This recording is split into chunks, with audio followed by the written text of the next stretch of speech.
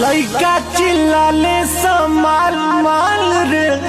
कौन हम लइका चिल्लाले समाल माल रे क्या छुपाऊं सारा सिस्टम हिला दिया है पिया साया में कैमरा लगा दिया है क्या छुपाऊं सारा सिस्टम हिला दिया है। फोटो देखते हो गईलू पसंद रानी फोटो देखते हो गईलू पसंद रानी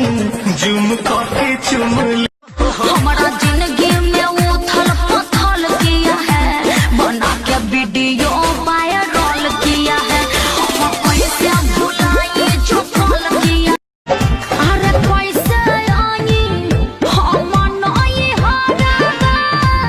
पियावा पलंग धके रोता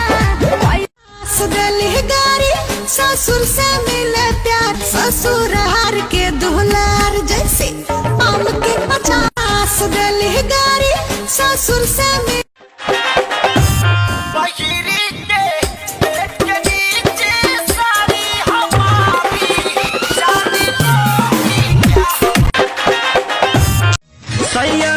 खिलाड़ी है भाभी